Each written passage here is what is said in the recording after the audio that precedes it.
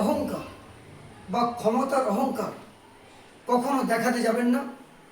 আপনার ক্ষমতা কতটুকু বা আপনি কতদূর যেতে পারবেন সেটা সম্বন্ধে সম্যক ধারণা থাকা দরকার। একবার পাহাড়ের কোলে একটা ভেড়ার পাল চড়ছিল। পাহাড়ের উপর একটা ঈগল ছিল। ঈগল তার ক্ষুধা নিবৃত্তির জন্য ছো মেরে একটা ভেড়ার বাচ্চাকে নিয়ে গিয়ে তাকে খেতে লাগলো। তাই দেখে কাকের ইচ্ছা হলো। কাক বলবে, ও তো পাখি, আমি তো পাখি, তাহলে আমি কেন পারবো না। ও গিয়ে একটা ভেড়ার বাচ্চাকে ধরতে যায় এবং তার লোমে তার নখটা আটকে যায়। কাকের ক্ষমতা কম, তাই তাকে তুলতে পারেনি। তারপরে আটকে গিয়ে কা কা করতে লাগে। তখন মেষ পলক এসে কাককে মেরে তার দানাগুলো কেটে দেয়। অর্থাৎ ইচ্ছা থাকা ভালো, তার একটা সীমারেখা থাকা দরকার।